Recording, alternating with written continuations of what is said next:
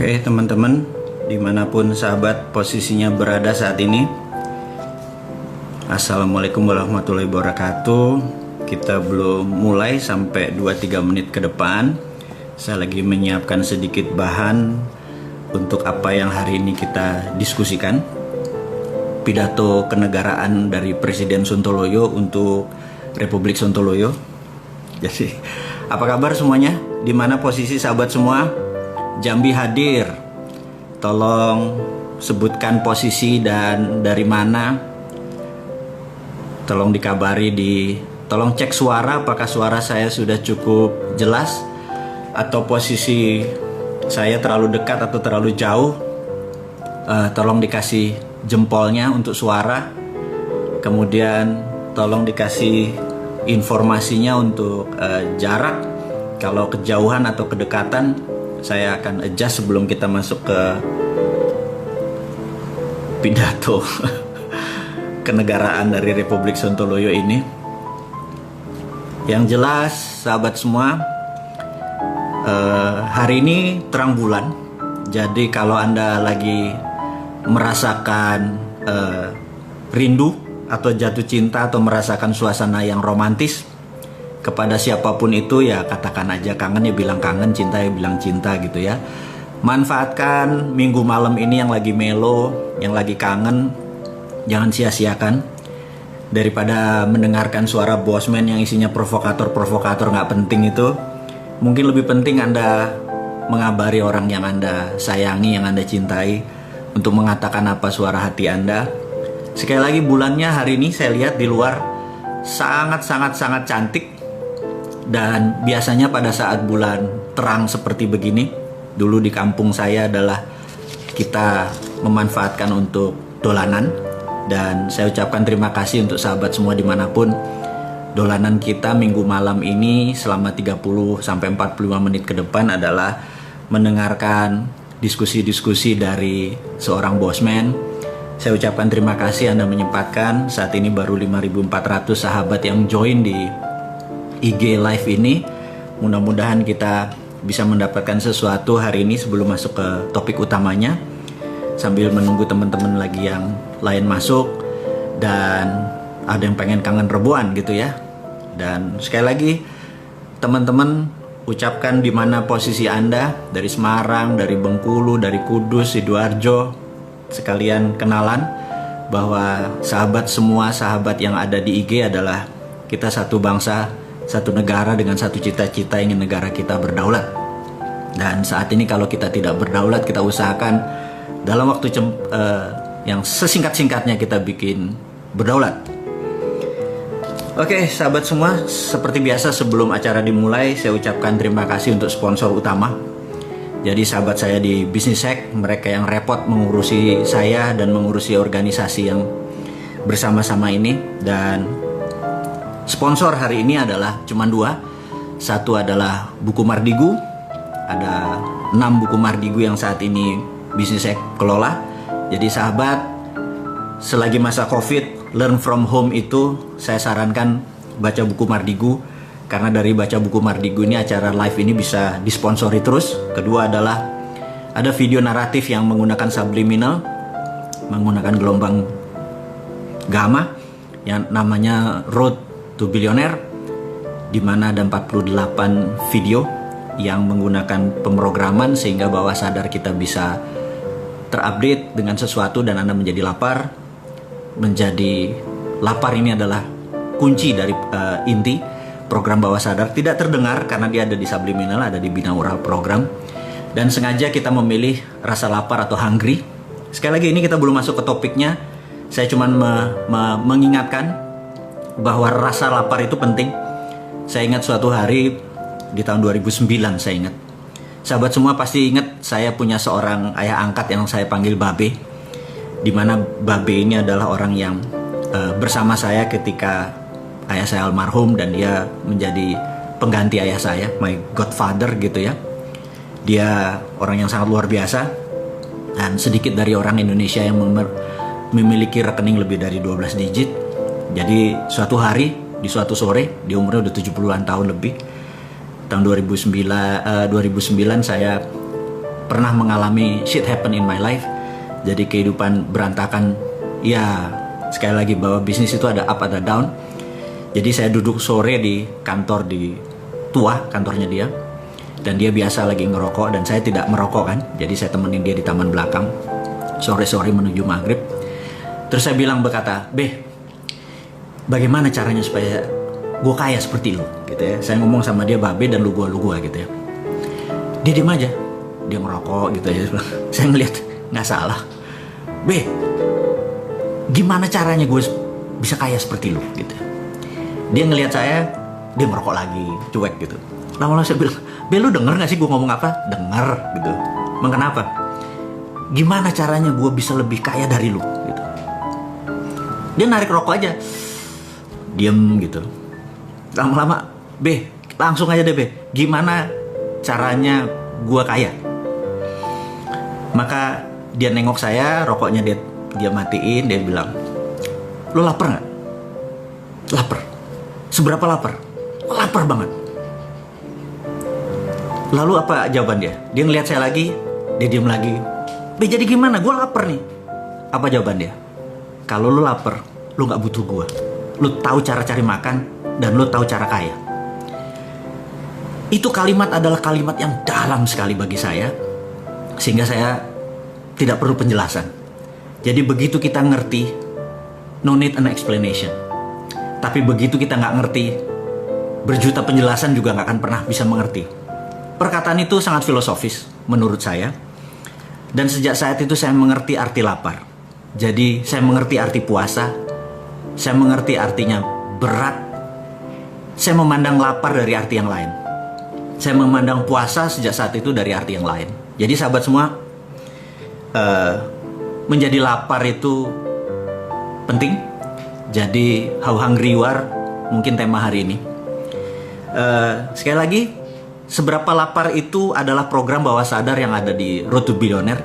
Jadi kalau sahabat berkesempatan untuk membeli dan menonton, kemudian menggunakan headset ya untuk pemrograman ini dan ulang-ulangi, program lapar itu akan menjadi bawah sadar Anda. Dan begitu Anda lapar, Anda melihat dunia dari sisi yang lain. Anda bisa melihat the other flip of coin. Anda bisa melihat sisi lain dari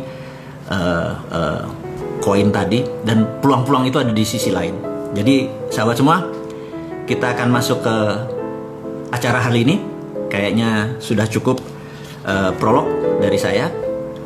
Sekali lagi, Assalamualaikum warahmatullahi wabarakatuh. Sahabat semua, kita akan mulai bicara tentang geopolitik dan geostrategi, di mana ini adalah acara menjadi ciri khas dari acara mingguan atau 2 mingguan. Dan terakhir kita membicarakan adalah Pancasila sudah selesai, jangan dibahas lagi.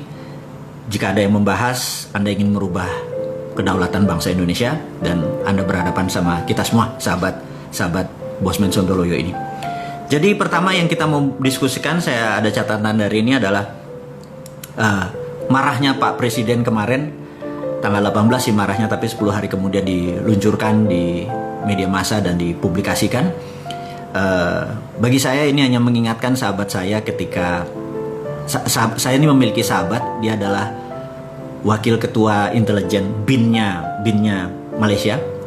Dia sewaktu pemilihan menteri di bulan Oktober kemarin 2019, dia menelpon saya kaget juga, udah lama nggak berkomunikasi sama dia. Kemudian dia mengatakan bahwa brother, ini pemilihan menteri oleh presiden Anda kali ini berbahaya. Saya bilang, kenapa gitu ya? Nah, maaf, kita lompat sebentar teman-teman semua, bahwa di dunia shadow setiap hari kita selalu berdiskusi.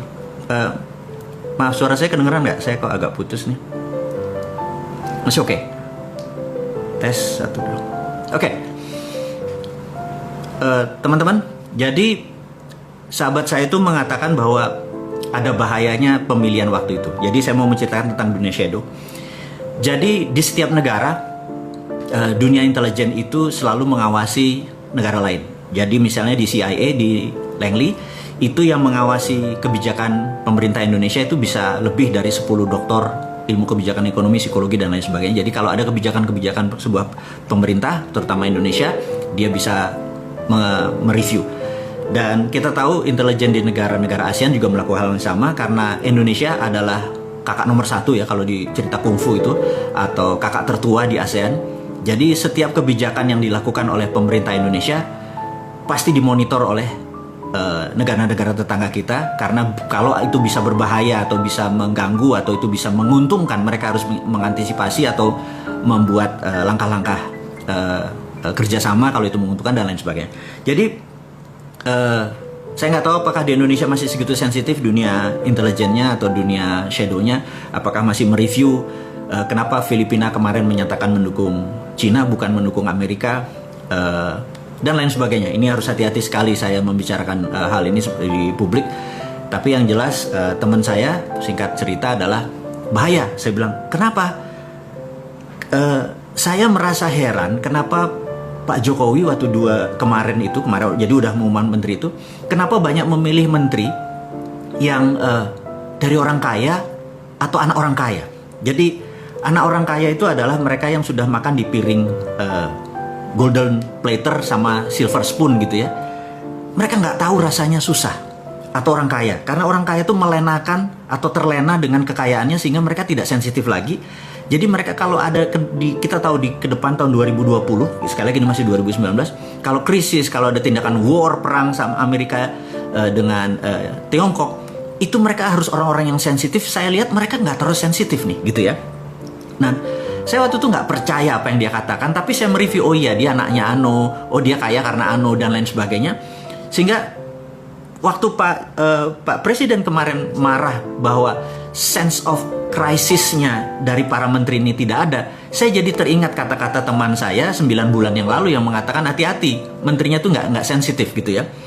Jadi sementara kata-kata sensitif itu kata-kata yang penting, sehingga saya harus mengingatkan sekali lagi kepada para menteri, bukan para presiden, bukan pada Pak Presiden, bahwa kepada siapapun, para menteri, Anda yang dimarahi oleh Pak Presiden, Anda punya rasa, benar nggak? Saya sarankan Anda mundur kalau Anda yang ditarget oleh Pak Presiden, atau kalau Anda bukan yang tidak ditarget, tetapi Anda merasa Anda tidak mampu, mundur. Karena sekali lagi, kami, rakyat, kita ini sudah capek Indonesia nggak pernah jadi juara dunia lagi, atau nggak pernah jadi juara Liga Champion, atau nggak pernah juara Asia, atau antar kampung aja kita jadi nggak juara ini, gitu. Jadi saya pikir sebaiknya kalau lagi pertandingan bola, menteri-menteri yang ditarget atau merasa dirinya tidak mampu, mundur, gitu ya. Dan kenapa mundur? Karena kan Anda punya rasa, Anda lihat kayaknya saya nggak perform deh, ya sudah mundur aja. Lalu kepada menteri yang ditarget, mundur. Sekali lagi, ini bukan krisis, ini udah extraordinary.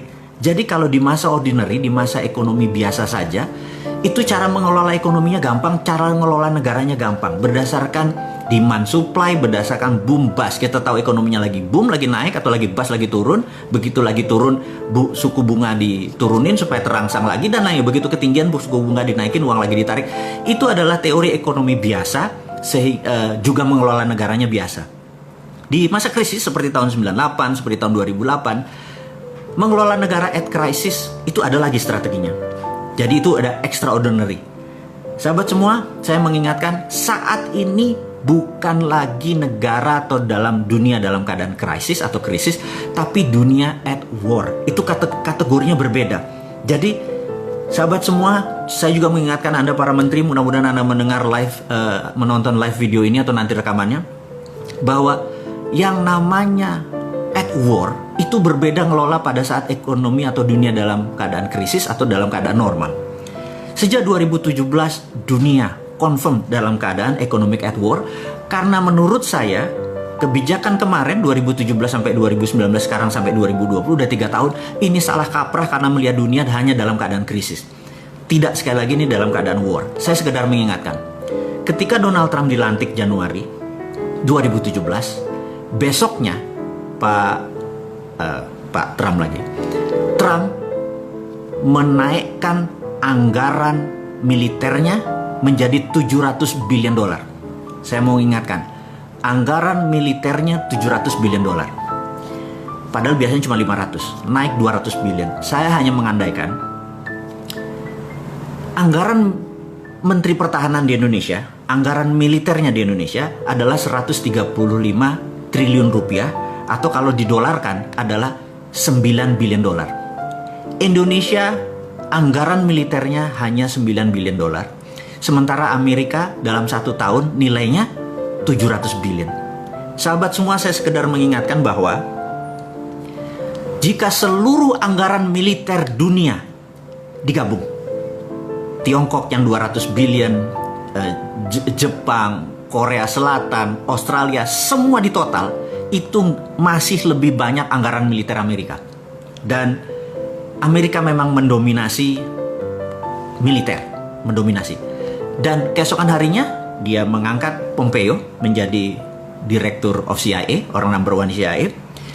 Dan kita tahu dunia militer itu ada dua. Yang satu kombatan atau perang atau pakai bedil, di mana 60% dari anggaran yang 700 billion tersebut untuk kombatan, yang 40% adalah untuk CIA operation. Ini mengagetkan dunia karena artinya pada saat itu Trump sudah mendesain Amerika dalam keadaan war atau perang. Disinilah preparationnya Amerika sudah matang. Kemudian 2017 akhir 2018 awal Amerika declare trade war atau perang dagang karena Amerika dulu mendominasi dunia. Jadi gini, negara itu berdaulat kalau ada yang didominasi. Jadi contohnya Korea Selatan, dia mendominasi kecantikan, make up beautician. Jadi dia gunakan K-pop dan drakor sebagai frontingnya, back endnya adalah industri kosmetik. Untuk bukti, saya tahu sahabat semua pasti penggemar drakor, drama Korea, dan kamera di dalam mengambil syuting acara drakor pasti fokus di wajahnya.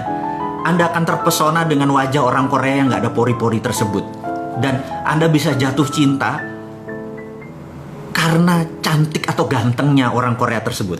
Nggak kayak saya begini kan mukanya, ada tambelan-tambelan. Kalau mereka mulus gitu ya, jalan tol pantat bayi aja kalah mulus gitu ya. Nah, jadi itu adalah etalasenya, itu adalah front end-nya. Begitu kita terpesona, dunia terpesona, film itu disebar gratis. Itulah kalau negara kompak dengan pengusahanya. Kemudian Korea mendominasi kosmetik. Di seluruh dunia kosmetik dikuasai oleh Korea. Dan itulah namanya world domination. Dan kita tahu military domination masih dikuasai oleh Amerika. Jadi sahabat semua, setiap negara untuk berdaulat harus ada yang didominasi. Kemudian kita tahu China, Tiongkok, dia mendominasi trade domination. Jadi kita tahu bahwa kalau ditanya siapa yang menguasai perdagangan, China number one. Kemudian siapa yang menguasai mendominasi informasi teknologi, Amerika. Kemudian siapa yang mendominasi keuangan dunia, Wall Street, gitu ya. Siapa yang mendominasi currency yang transaksi dunia, 97% menggunakan dolar gitu ya. Jadi dolar dominationnya, currency domination dipegang dolar. Jadi kalau kita lihat dari world domination, military domination dipegang Amerika, currency domination dipegang Amerika, transaksi domination kayak Wall Street atau investment dipegang Amerika, trade domination dipegang China, kosmetik, beautician dan lain sebagainya dipegang oleh Korea. Indonesia di mana dominasinya gitu ya? Kalau kita tidak mendominasi, kita jadi victim. Karena itu saya pernah bilang bahwa kalau kita mau bermain, ada yang kita bermain. Kita ini berada di 80% wilayah kita adalah lautan, dan lautnya adalah di Katulistiwa, di mana tempat beternak atau bertelur hampir seluruh kehidupan laut adalah di wilayah yang berkarang dan seperti Indonesia ini. Sehingga kita punya teh jangan sampai di Bremen menguasainya. Kita punya tembakau ada di Eropa juga pasarnya atau bursanya. Kalau kita mau mendominasi, ini yang saya mau sarankan ke pemerintah sekarang. Kalau kita mau berdaulat, apa yang kita dominasi? Yang kita mau dominasi adalah bursa ikan. Jadi kalau bisa Indonesia menentukan harga ikan dori, harga ikan apapun, salmon, apapun itu, karena kita bisa jadi raja ikan, dan ikan adalah binatang yang saat ini kita bisa mendominasi. Ada yang bilang mendominasi utang gitu ya. Sahabat semua, jadi kalau kita mau bernegara, mau menjadi negara berdaulat, seperti misinya kita, seperti impiannya kita, seperti tugas kita mengingatkan bernegara adalah yuk menjadi negara berdaulat. cara berdaulat adalah ada yang kita dominasi. Ingat, setiap sesuatu itu pasti ada pasarnya, dan setiap pasarnya ada bisnis modelnya. Dan kita tahu military domination dipegang Amerika, kenapa kita mesti berkompetisi ke sana? Trade domination dipegang China, kenapa kita mesti menjadi negara pedagang juga malah jadi victimnya China gitu ya. Jadi ini adalah sekedar usulan-usulan di mana sahabat semua mengerti bahwa niat kita mengingatkan pemerintah, karena saat ini saya merasa miris tidak ada satupun negarawan yang mengingatkan pada saat negara ini salah. Padahal ada senior-senior kita itu misalnya Pak Tri Sutrisno, Pak Amin Rais, Ibu Megawati. Itu kalau ada milenial melakukan kesalahan, tempeleng aja mereka, kamplengi mereka, tapi ya sangoni, ini loh cara yang benar. Setelah dinasihati, ini cara yang benar. Jadi saat ini banyak kesalahan-kesalahan dari pemerintah atau kebodohan-kebodohan dari para menteri atau pejabat. Satu pun tidak ada negarawan yang mengingatkan dan meluruskan. Jadi apalah kita ini, komunitas kita ini tidak anti pemerintah. Kita ingin negara kita berdaulat, itu kita peringati dan kita kasih cara yang benar. Jadi sahabat semua, kita nggak akan lelah mencintai negara ini, walaupun negara ini dikelola oleh pengusaha yang saat ini, penguasa yang saat ini mungkin sebagian mencintai negara lain. Nggak apa-apa. Kita pokoknya terus aja berjuang. Jadi kembali ke marahnya presiden. Jadi ada baiknya menteri-menteri tersebut mundur, karena siapa yang harus mundur? Anda merenung deh, ada 40-an sekitar menteri 34 dan beberapa pejabat yang di teras tinggi negara. Pakai hati lah, karena sekali lagi Anda kan punya hati, Anda tahu rasa, karena itulah penting buat kita. Jadi kalau bahasa Jawa tuh sejatine rasa sukmo sejati itu adalah, jadi kesejatian tertinggi itu adalah kalau Anda punya rasa. Dan saya yakin semua orang punya rasa. Jadi gunakanlah sukma sejati Anda, yaitu rasa, sehingga negara ini bisa berjalan dengan baik, yaitu mundurlah menteri-menteri yang tidak kompeten gitu ya. Oke. Kemudian saya juga mengingatkan untuk sahabat semua, sahabat muda semua, saya ini memprovokasi Anda semua bahwa tahun 2024 kalau bisa pemimpin negara ini, mulai dari partainya, mulai dari pemimpinnya, kalau bisa usianya yang saat ini mereka di bawah 40 tahun. Maksud saya begini, saya sudah melihat banyak sekali dalam 2 bulan terakhir ini, telepon, ngobrol, jumpa darat bahkan seminggu ini, sama mereka-mereka pejabat pengelola negara yang atau orang-orang yang sudah umurnya di atas, seperti saya deh, orang-orang yang gak berguna ini. Saya kalau ngobrol sama mereka, mereka sudah butek dengan apa yang terjadi di Indonesia, di negara kita ini. Karena mereka sudah semua jurus mereka sudah pakai. Maka jawaban saya adalah, udahlah mundur aja kalian. Anak-anak muda ini yang di bawah 40 tahun sekarang, yang milenial itu bisa ngelola negara lebih baik dari Anda semua. Itu kata saya dalam hati. Saya sampai bingung begitu mengatakan, mengelola negara itu kita harus melihat current account kita, harus melihat cadangan devisa kita. Saya dalam hati, itu ilmu lama itu mah gitu, udah nggak kepake gitu. Terus kita harus melihat inflasi. Saya bilang, inflasi. Saya bilang, saya cuman mau membicarakan begini, inflasi ya, bicara inflasi. Kalau harga Innova 200 juta, tapi nggak ada yang bisa beli Innova, mending mana? Harga Innova 1 miliar, tapi semua orang bisa beli Innova. Anda jawab sendiri deh. Harga 1 miliar tapi semua orang bisa beli Innova, atau harga 200 juta tapi nggak ada yang bisa beli Innova. Pilih mana? Saya pilih yang pertama tadi, mendingan 1 miliar harganya mahal Innova, tapi semua orang bisa beli. Harga beras di Jepang itu 50.000 seliter, tapi semua orang bisa beli. Di Indonesia harganya 10.000, nggak semua orang bisa beli. Lalu apa inflasi gunanya gitu? Bagi kita kan perut kita kenyang, bener nggak? Hati kita enak, bernegara dan berkehidupan jadi santai gitu. Sekarang tegang semua. Kemudian kita tahu Menteri Keuangan kita ini kan jagonya fiskal, jagonya pajak. Di economic at war, kita tidak memerlukan pajak karena pada saat negara lagi perang, yang dibutuhkan adalah survival of the nation. Bagaimana negara ini supaya tetap hidup, survive itu kalau mikirin pajak dikenceng-kencengin terus, kita malah nggak bisa kerja.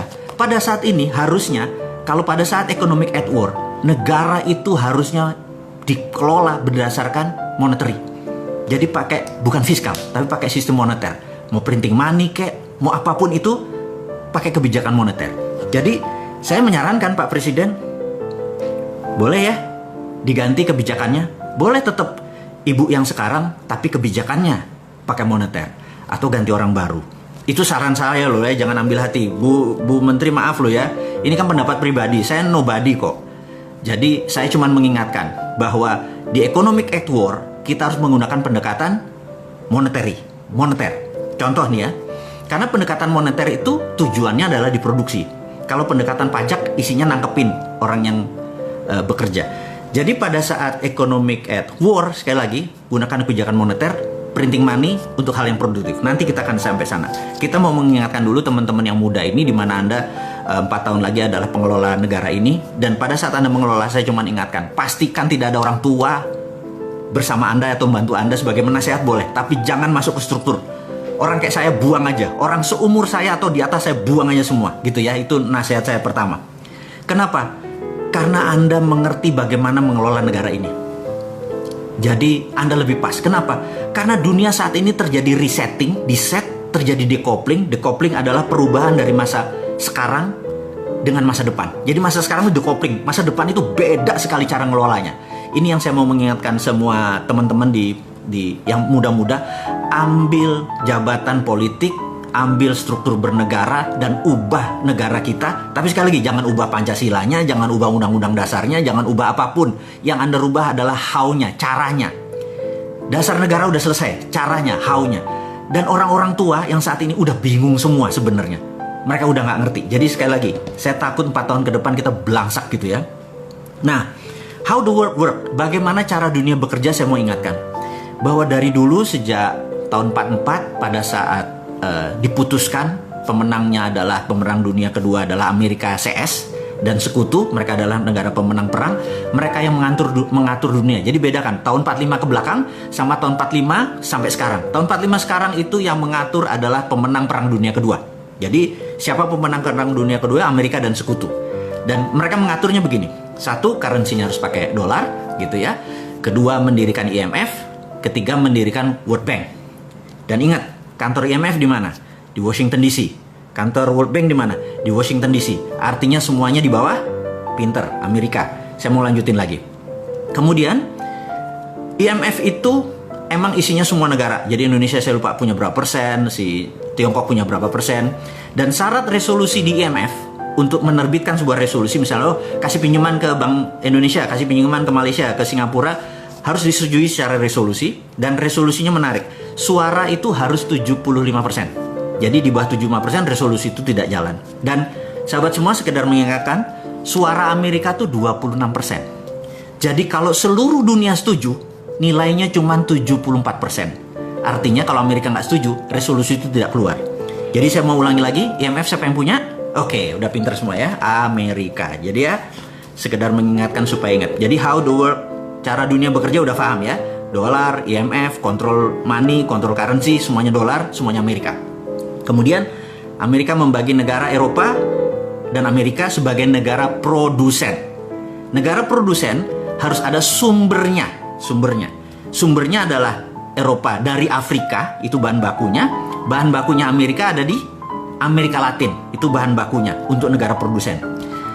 Negara Timur Tengah adalah negara energi.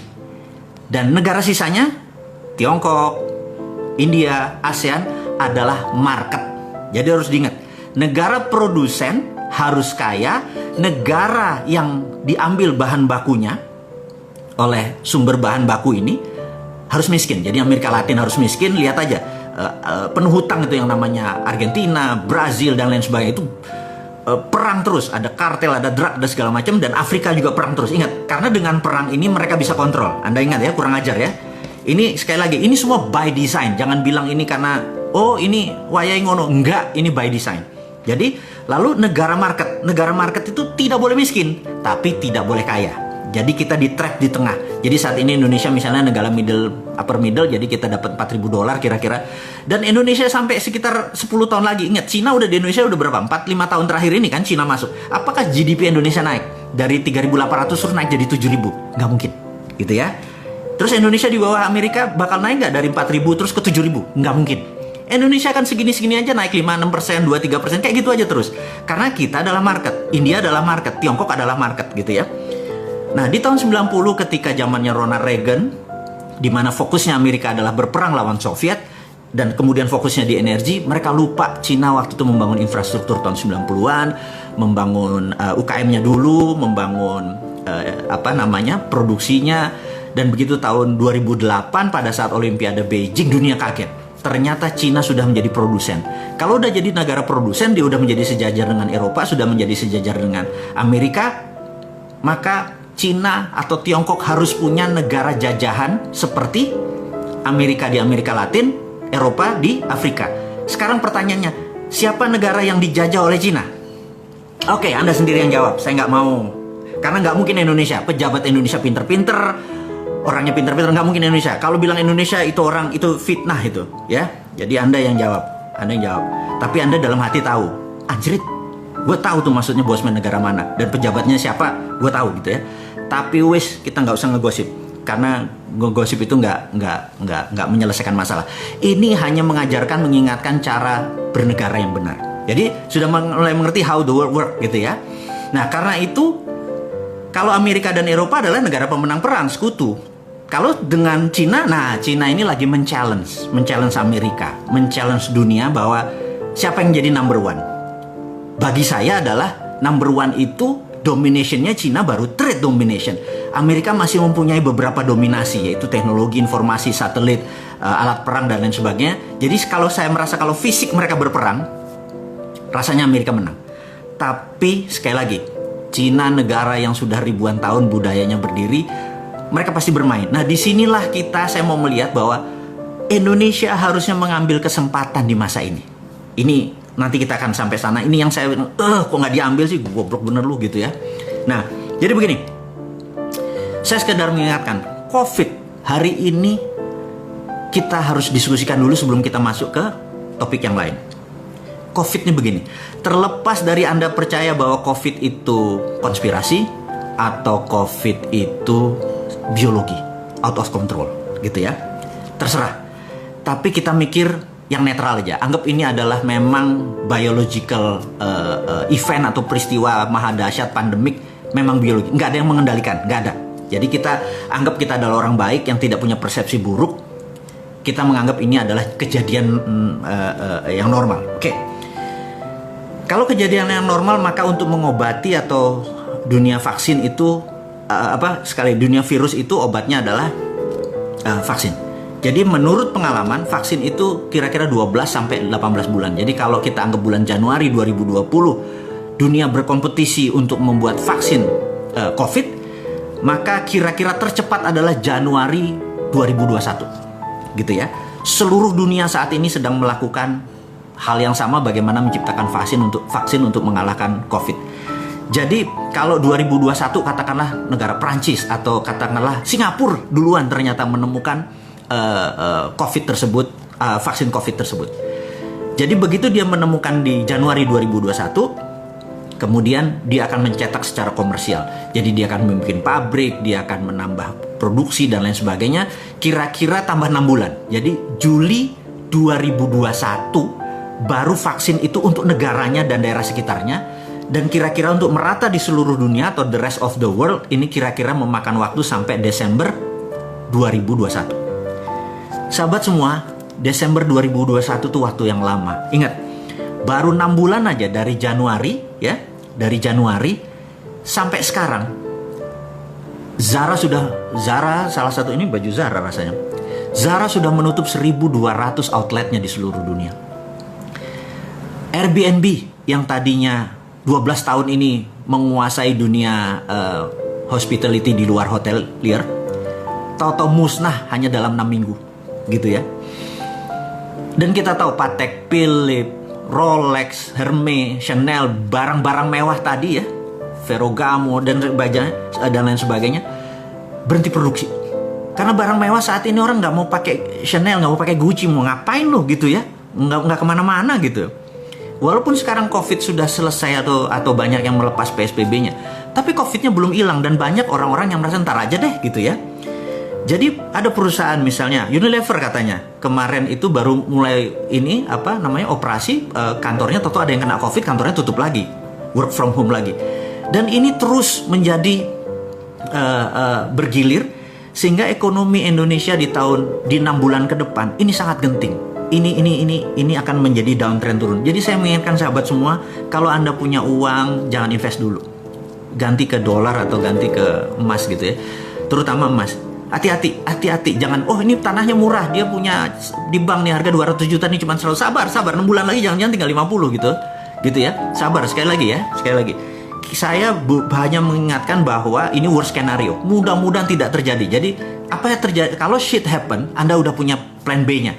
Sekali lagi sahabat semua, saya ngomong begini kelihatannya menyeramkan, tetapi memang berangkatnya saya dari trade analysis. Saya melihat apa-apa dari worst scenario, dari skenario terburuk, dari trade analysis. Kalau itu bisa diselesaikan, ya sudah, kita aman gitu ya. Tapi kalau kita nggak tahu, jangan sampai gini loh. Saya tuh kadang-kadang kesel sama pejabat sekarang ya.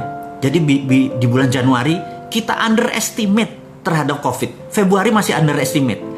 Jadi sebelum peristiwa terjadi kita tuh underestimate terhadap apapun. Tapi begitu sudah terjadi kita overestimate. Jadi begitu Januari underestimate, atau Maret ada, wah paniknya kayak besok mau kiamat. Kita overestimate. Terus sekarang balik underestimate lagi gitu ya. Sama seperti, akan pernah nggak di laut Natuna Utara? Saya nggak mau lagi menyebut laut Cina Selatan. Laut Natuna Utara gitu ya. Apa? Enggak mungkin perang lah, mereka damai segala macam. Tapi kita underestimate. Begitu perang beneran, wah kita overestimate gitu ya. Di zaman Pak Harto, di zaman senior-senior kita, itu terbalik. Sebelum kejadian mereka overestimate. Begitu kejadian mereka udah tahu counternya gitu ya. Kembali kita sama. Kita sekarang overestimate aja dulu deh. Anggap COVID ini sampai 2021 baru selesai. Anggap itu dulu. Vaksinnya baru ada. Jadi kita harus sudah nyiapin 1,5 tahun ke depan ngapain? Overestimate. Kalau nggak kejadian nggak apa-apa gitu ya. Nah, kembali ke apa yang harus dilakukan. Jadi saat ini, sekarang kita balik. Kita tambah lagi, bukan dibalik. Gimana kalau benar-benar COVID ini ada skenarionya? Ada globalis yang ingin mengontrol dunia, yang merasa bahwa negara itu less important, nggak terlalu penting. Control the people itu yang menjadi penting. Dan mereka menganggap cara mengontrolnya adalah dengan memberikan reign of terror, atau mengirimkan teror. Dengan teror tersebut dunia panik akhirnya solusinya di mereka, teknologi, medicine dan lain sebagainya. Jadi kalaupun mereka ini by design, kapan vaksinnya keluar? Mereka pasti udah punya vaksinnya gitu ya. Kapan vaksinnya keluar? Vaksinnya keluar adalah 2 bulan sebelum vaksin kompetitornya datang. Kenapa? Karena ngitungnya begini. Saat ini di dunia ada 11 juta terpapar, di Indonesia ada 65 ribu hari ini gitu ya. Itu adalah Juli, akhir diperkirakan Indonesia mungkin 100 ribu, dunia kira-kira 20 juta. Di akhir 2020 dunia kira-kira mencapai 50 juta. Di pertengahan Juli 2021 mungkin sekitar 300-an juta. Dan diperkirakan akhir 2021 1 miliar manusia terpapar oleh COVID. Dan bagi globalis, cabal, bagi mereka yang orang jahat-jahat ingin mengontrol dunia ini, disitulah baru mereka keluarkan vaksinnya 2 bulan sebelum itu. Karena apa? Udah 9 miliar orang. Kalau 10 juta masih belum gitu ya, udah 9 miliar orang. Jadi sahabat semua, terlepas ini ada konspirasi atau tidak, angka 2021 itu menjadi visible negatifnya. Nah, kalau 6 bulan pertama sudah menghancurkan ekonomi sekian persen, apa yang terjadi 6 bulan kedua di semester tahun ini? Kita harus prepare, harus bersiap-siap apa yang akan terjadi. Apa yang akan terjadi nanti kita bahas, sabar. Ini gratisan aja kok, banyak nanya gitu ya, sabar. Tahun 2020, Anda tahu video saya, boleh cek, 10 bulan yang lalu saya mengatakan 2020 resesi, 2021 puncak resesinya. Tapi saya menganggap saya mungkin salah. Jangan-jangan 2021 adalah depresi. Kalau depresi ini terjadi, Anda sekali lagi harus hati-hati terhadap planning Anda. Jadi sekali lagi, Anda jangan buru-buru. Anda masih muda, Anda adalah calon pemimpin bangsa ini. Langkah Anda benar-benar hati-hati. Anda belajar, diskusi. Selalu overestimate, tapi langkah Anda, baby stepnya benar-benar solutif gitu ya. Teman-teman, mudah-mudahan Anda kebayang apa yang akan terjadi dengan versi saya informasinya ini. Udah kepanjangan nggak? Mau nambah lagi nggak? Udah 40 menit nih. Anda gratisnya minta panjang gitu ya. Kasih saya jempol kalau Anda lanjut atau sudah ditutup sampai sini. Oke, lanjut ya. Oke, saya kasih informasi lagi. Jadi kalau minggu kemarin kita bicara tentang MMT, Modern Monetary Theory, dengan SWF, Sovereign Wealth Fund, di mana kita udah punya contoh waktu itu kuda laut, kita pakai di zaman Pak Ibnu Sutowo, sekarang mereview aja. Kemudian kita menggunakan contoh seperti Dubai atau contoh seperti Aramco, Saudi Aramco, di mana ke depan mereka akan menggunakan Sovereign Wealth Fund, dan kita menyarankan Indonesia tidak perlu ngutang. Jadi contohnya gini, kita audit nikel kita, katakanlah nikel kita nilainya 1000 billion, kemudian 20% nikel kita forward, kita ambil uang 200 billion dolar untuk membangun Nusantara. Tidak perlu hutang karena kita memforward. Jadi bukan pinjaman ala Ibu Menteri. Ini beda karena ini kan negeri Sontoloyo ya, bukan negeri yang di seberang itu. Jadi kalau kita nggak bakal ngutang, itu ngutang tuh bukan kita banget. Ngutang tuh bukan anak milenial. Anak milenial tuh cash gitu ya. Karena kita kaya, bener nggak? Ngapain ngutang? Terus kedua adalah mengenai printing money. Printing money ini menjadi penting. Jadi kita tahu generasi tua di atas kita ini takut sekali sama namanya inflasi, karena mereka pernah merasakan susahnya inflasi. Atau negara tidak dikontrol seperti tahun 98, inflasi sangat cepat sekali sehingga barang-barang nilainya menjadi tak bernilai. Kemudian juga di tahun 60-an, 66 terutama, itu terjadi hyperinflation di Indonesia. Tapi sekali lagi, jika printing money itu mereka tidak setujui karena itu bisa menyebabkan negara dalam keadaan inflasi. Saya mau menerangkan tentang inflasi dengan cara yang sederhana. Jadi gini, inflasi itu tidak ada selama printing money-nya ada underlying. Ini harus diingat. Jadi saya sekedar mengingatkan sahabat semua, saya ulangi lagi, Anda mungkin pernah dengar, tapi ya biar ilmu ini nancep ke dalam, repetition adalah segalanya. Repeat gitu ya. Jadi keunggulan adalah tidak ada. Keunggulan adalah seseorang yang merepeat sesuatu sehingga menjadi keunggulan. Saya akan repeat lagi. Jadi kita tahu di awal tahun 89 terjadilah dialog yang sangat menarik di mana Deng Xiaoping pada saat itu pemimpin Cina sedang berhadapan dengan demo masyarakat Cina yang pengen negaranya menjadi demokrasi. Kemudian ada 11 jenderal dari Partai Komunis Cina yang menghadap Deng Xiaoping bilang, lebih baik kita tidak menjadi negara demokrasi, mereka kita babat. Tapi kalau Anda memilih demokrasi, Anda memilih memenangkan perjanjian seperti dengan Ronald Reagan. Jadi waktu tahun itu ada perjanjian dengan Ronald Reagan untuk jadi Cina 40 tahun kemudian menjadi negara demokrasi. Kami bersebelas tebas saja lehernya gitu ya. Kami nggak usah ngikutin. Deng Xiaoping sangat dilema, kemudian keputusannya adalah dia memilih sahabat dia, jenderal yang 11 itu, kemudian dia libas itu demonstran dan Cina menjadi negara tertutup, kemudian dia fuck IMF, fuck World Bank, dia udah nggak butuh gitu ya. Baik, akhirnya mereka berdua belas rapat, dan rapat ini menjadi sangat fenomenal karena ada sebuah tagline yang saat ini masih ada, yaitu hari itu, momen itu adalah ada sebuah kata-kata ya namanya the secret meeting that changed China. Disitulah adalah masa meeting rahasia yang merubah Cina sampai sekarang, yaitu mereka menggunakan dua currency, satu renminbi, satu yuan. Yuan untuk di luar China, renminbi di dalam Cina. Renminbi dicetak berdasarkan proyek. Nah, saya memberi contoh nih ya, saya memberi contoh gimana caranya pada saat misalnya si Sontoloyo ini jadi presiden. Contoh ini ya, jangan ngarepin, saya nggak akan pernah mau. Jadi contoh, jadi gini. Jadi suatu hari Menteri PUPR datang, lapor Pak Presiden, kita perlu bangun 1 juta rumah. Oke.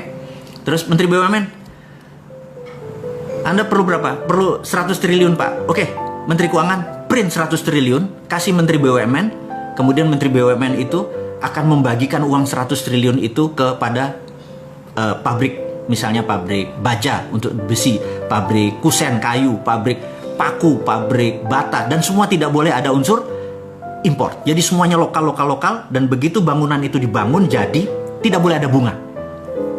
Orang bayar tidak boleh ada bunga. Kemudian tidak boleh harga dinaikkan. Jadi misalnya 1 meter persegi dari bangunan tersebut adalah 3 juta per meter, makanya 100 meter persegi ya 300 juta. As it is. Kemudian begitu masyarakat membeli, uang itu diambil, Menteri BUMN kasih ke Menteri Keuangan. Setiap uang masuk bakar, setiap uang masuk bakar. Kemudian 5 tahun kemudian begitu gedung jadi, gedung itu dibeli oleh masyarakat, uangnya masuk lagi, bakar senilai yang sama. Apa yang terjadi? 100 triliun tersebut dibakar, kemudian underlay-nya adalah perumahan yang 1 juta unit tadi. Inflasinya di mana? Nggak ada. Itulah yang dibangun oleh Cina. Kenapa Cina segitu besar? Jadi Cina membangun itu berdasarkan project. Print renminbi proyek. Dulu renminbi dan yuan itu benda yang berbeda. Tapi sekarang 30 tahun kemudian renminbi dan yuan satu, udah nggak kita bicarakan lagi. Nah, kemudian begitu Amerika saat ini perang sama Tiongkok, apa yang dilakukan oleh Amerika? Amerika bisa melakukan dollar reserve value. Apa itu dollar reserve value? Dollar reserve value itu begini, cadangan devisanya Cina berupa dolar sekitar berapa? 2 triliun dolar atau 2000 billion. Apa yang terjadi kalau dolar dipotong jadi separuh sehingga nilai devisa dia menjadi separuh? Indonesia yang 130 billion dolar dipotong separuh, bubar Indonesia ini langsung, nggak bisa beli minyak, nggak bisa beli pangan dan lain sebagainya. Jadi sangat sensitif begitu devisanya dipotong. Apa yang Cina lakukan saat ini? Dia menciptakan e-renminbi. E-renminbi ini adalah digital renminbi, new printing money. Jadi Amerika mau potong separuh, bodo amat, gue udah punya. Gitu ya. Nah, jadi saya sarankan kepada Pak Presiden, teman-teman kita sepakat di Republik Sontoloyo ini untuk mengingatkan Presiden kita di negara tetangga itu bahwa kalau mau keluar dari masalah bangsa Indonesia, print money, gunakan e-rupiah. Base-nya apa? Kalau e-rupiah kan digital, gunakan blockchain. Karena blockchain itu kan trusted open ledger, sehingga uang keluar kemanapun bisa. Waktu kita menganggap ini sudah cukup beredarnya, kita tarik kembali dengan strategi blockchain, ketarik juga, sehingga tidak ada inflasi. Inilah solusi untuk menolong bangsa ini untuk menjadi bangsa yang besar, melebihi Tiongkok, melebihi Amerika dalam waktu sekejap. Jadi hater dan buzzernya Bosman itu adalah kaki tangannya Amerika dan Tiongkok yang tidak pengen Indonesia berdaulat. Dan sahabat semua, Anda jangan takut untuk proyek ini dikorup. Anda itu berpikir kuno. Kalau ada berpikir, oh nanti gimana dikorup? Nggak mungkin dikorup karena ini pakai blockchain. Dan nggak mungkin dikorup karena ini ada underlayingnya. Sekali lagi, sahabat semua, lupakan cara berpikir lama. Lupakan inflasi, lupakan itu namanya dikorup segala macam. Ini blockchain. Dan strategi ini simple, negara tidak usah menggunakan infrastruktur yang lama, gunakan infrastruktur yang baru. Gunakan infrastruktur yang baru. Caranya bagaimana? Saya punya sahabat, saya punya sahabat begini. Sahabat saya manggil Kak Camah, dia usianya mungkin 15 tahun di atas saya. Kakak saya ini seorang wanita yang punya masalah di otaknya. Jadi kalau ternyata pas di CT scan itu ada blocking di kepalanya. Jadi tapi kalau dia dioperasi itu kemungkinan selamatnya cuma 30%. Jadi sementara kalau dia lagi kesakitan, itu painkiller termahal pun tidak bisa menyembuhkan rasa sakitnya. Jadi apa yang terjadi? Begitu dia sakit, dia bisa pingsan. Kemudian gimana solusinya? Dia dioperasi, chance peluangnya kecil, sementara di kepalanya ada blockage atau pemblokan. Jadi kalau di jam 9 malam dia mulai ngebatik, pakai canting dia ngebatik gitu ya. Tidur jam 3 pagi atau habis subuh dia baru tidur. 2 tahun kemudian dia merasa heran, kok selama pusingnya atau penyakit kepalanya nggak hilang gitu ya. Kemudian dia ke Singapura untuk CT scan. Sahabat semua, apa yang terjadi? Allah itu luar biasa. Jadi ini otaknya dan jaringan saraf yang keblok tadi, tahu-tahu tumbuh jaringan baru, masih kecil. Itulah yang membuat solusi sehingga dia bisa normal kembali gitu ya. Jadi dia menciptakan saraf baru. Nah, pada saat ini Indonesia seperti bloknya otak tadi. Kalau pakai cara yang lama, nggak selesai negara ini. Jadi apa solusinya? Solusinya adalah gunakan jalur baru. Lupakan yang lama, biarin yang lama, biar orang yang lama, yang politikus apa segala macam biar di sini. Kita yang muda-muda gunakan jalur baru. Itulah yang akan kita lakukan segera, gunakan e-rupiah. Jadi sahabat, rasanya kalau bisnis seperti apa yang kita sebut tadi atau ekonomi seperti tadi kelihatan gampang. Sesungguhnya segampang itu. Yang dibikin rumit itu mereka supaya kita anak muda, atau Anda, bukan saya udah tua. Yang anak muda seperti kalian semua itu tidak mau mengelola negara ini. Sahabat, adik-adikku, ambil 4 tahun lagi Anda yang harus berdaulat. Kalau ini nggak dipakai juga e-rupiah, kita tunggu 4 tahun lagi dengan sabar. Saya kasih itu semua.